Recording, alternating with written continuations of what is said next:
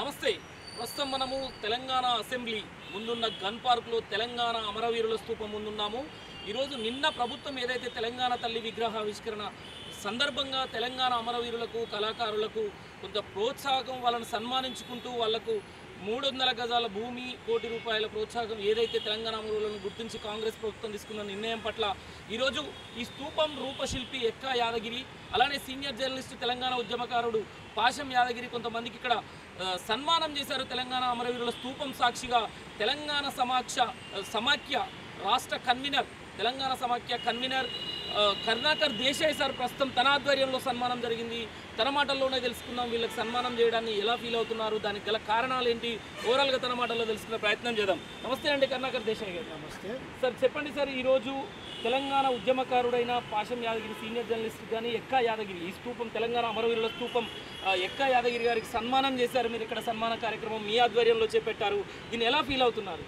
నేను నిజంగా కూడా చాలా హ్యాపీగా ఫీల్ అయినా. ముఖ్యంగా ఎవరైతే మరి తెలంగాణ ఉద్యమంలో ముందు వరుసలో ఉండి తెలంగాణ అమరుల స్ఫూర్తితోటి ఉద్యమాన్ని ముందుకు తీసుకుపోయిన మరి ఎక్కా యాదగిరిరావు గారు 50 సంవత్సరాల క్రితము దీనికి రూపకర్త 74లో ₹4 లక్షల ఖర్చు పెట్టి ఈ స్తూపాన్ని నిర్మించింది. అయితే ఒకటే ఆయన బాధ ఏంటంటే, మాకు కూడా బాధ ఏంటంటే ఇప్పటి వరకు అధికారికంగా దీన్ని మరి ఓపెన్ చేయలేదు, మరి ప్రారంభోత్సవం చేయలేదు. కాబట్టి మరి వారి బాధ కూడా మనందరికీ కూడా చెప్తున్నాడు. రెండోది పాశం యాదగిరి గారు తొలిదశ మలిదశ ఉద్యమంలో వ్యూహకర్తల్లో ప్రథముడు మన పాశం యాదగిరి గారు. ఎందుకంటే ఇలా కేసీఆర్ కావచ్చు వీళ్ళందరూ చెప్పుకుంటారందరూ కూడా మరి పాశం యాదగిరి గారి యొక్క వ్యూహాలతో వాళ్ళందరినీ ఉద్యమాలకు తెచ్చిన దాంట్లో పాశం యాదగిరి గారు మొదటి ముందంజలో ఉంటారు. అయితే ఈరోజు వారిని ఇద్దరిని ఎందుకు చేయవలసి వచ్చిందంటే, వారు ఇప్పటి వరకు కూడా వారిని ఎవరు కూడా గుర్తించలేదు, వారిని మరి ఎన్నడూ కూడా వారిని పరిగణలోకి తీసుకోలేదు. అయితే వారిని ఈరోజు అవార్డు ఇచ్చి సన్మానించడం నిజంగా మరి రేవంత్ రెడ్డి సర్కార్ని నేను అభినందిస్తున్నా. ముఖ్యంగా ఇంకా కూడా చాలామంది ఉన్నారు.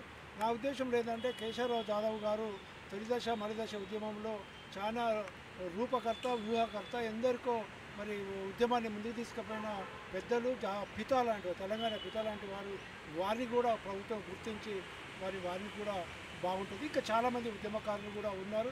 ఉద్యమంలో పాల్గొన్న వారికి కూడా మరి ఉద్యమకారులకు 200 గజాల జాగా ఇస్తున్నారు. కానీ అన్నిటికన్నా ముందు 300 గజాలు ఇస్తున్నారు సార్. అదే 300 గజాలు ఇస్తున్నారు.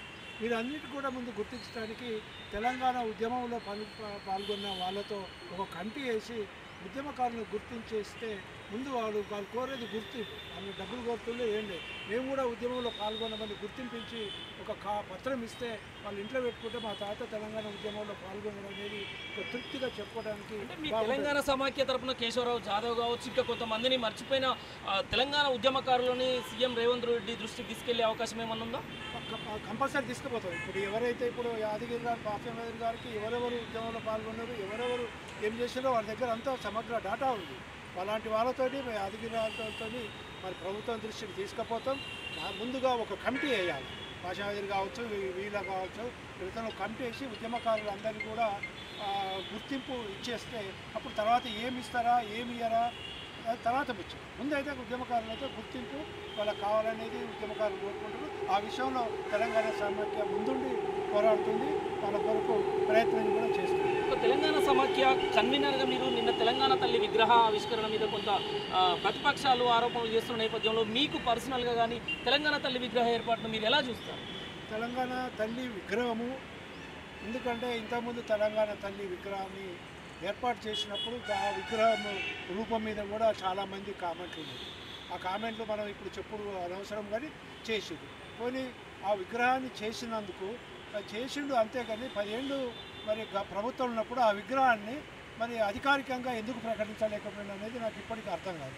కాబట్టి ఇప్పుడు మరి రేవంత్ సర్కారు ఒక మామూలు సామాన్య మహిళ లెక్క, ఒక గ్రామీణ మహిళ లెక్క మరి దాన్ని విగ్రహాన్ని ఏర్పాటు చేసి అధికారికంగా ప్రారంభించడం నేను స్వాగతిస్తున్నా. ఏదో చెయ్యి ఇట్లుంది చెయ్యి అట్లుంది అనేది అంటే మరి చెయ్యి అంటే వెంకటేశ్వర స్వామి కూడా చెయ్యి ఇట్లా ఉంటాడు, బుద్ధుడు కూడా చెయ్యి ఇట్లా పెడతాడు. ఆ చెయ్యిని చెయ్యి గుర్తుకు అనేది అట్లా రాజకీయాలు మరి ఆపాదించడం మాత్రం మంచి పద్ధతి కాదు.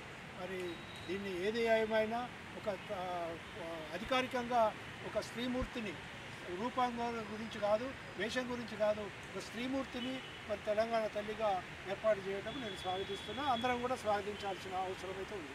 రైట్. మొత్తానికి ఏడాది పాలన కావచ్చు, రేవంత్ సర్కార్ తీసుకున్న నిర్ణయాలు, ఉద్యమకారులను గౌరవించడం కావచ్చు, దీనిపైన మీరు కూడా కొంత ఉద్యమాలలో పార్టిసిపేట్ చేశారు. మీకు మొత్తాన్ని సంతృప్తినిచ్చింది అనుకోవచ్చు?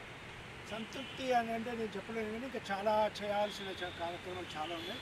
ముఖ్యంగా రేవంత్ సర్కార్కి నేను చెప్తున్నంటే రైతులు చాలా మరి నిరాశతో ఉన్నారు. ఒకటి, రైతు బంధు రావటం లేదని, రెండు, అందరికీ రుణమాఫీ జరగలేదని, మూడు, ఈ ధరణి దోపిడీ వల్ల దగ్గర గ్రామీణ ప్రాంతంలో 40% రైతులు మరి ఇబ్బందులు పడుతున్నారు. ఎప్పుడో వెనకట అమ్ముకోలు పోయిన వాళ్ళు మళ్ళీ ఇలా పట్టాలై కూర్చున్నారు.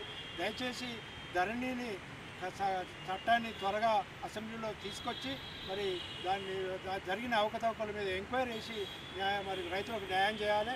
మరి ఎన్ని తిప్పలు పడ్డా కూడా ఇంకా రుణమాఫీ కాని వాళ్లకు మరి రుణమాఫీ చేస్తే మరి రైతులు ఎప్పుడు కూడా కాంగ్రెస్ ప్రభుత్వాన్ని వెంట ఉంటారు.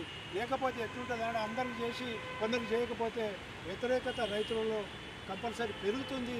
ఇది దృష్టిలో పెట్టుకొని మరి రైతుల రాజ్యాంగ రైతులకు అందరికీ న్యాయం చేస్తే మాత్రం ప్రభుత్వానికి మంచి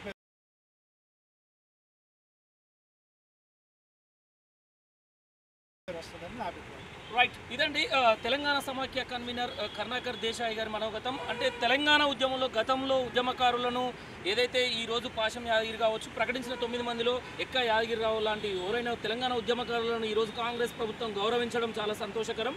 కానీ ఇంకా మరికొంతమందిని కేశవరావు జాదవ్ లాంటి అలాంటి కొంతమంది ఉద్యమకారుల పేర్లు కూడా సీఎం రేవంత్ దృష్టికి తీసుకెళ్లి వాళ్ళకు కూడా న్యాయం జరిగేలా, వాళ్ళని కూడా గుర్తించేలాగా మేము ముందుకెళ్తామని చెప్పేసి తన మనోగతం తెలపడం జరిగింది. కెమెరామ్యాన్ చంద్రశేఖర్తో Shekhar, V5 news bureau chief, Telangana gun park.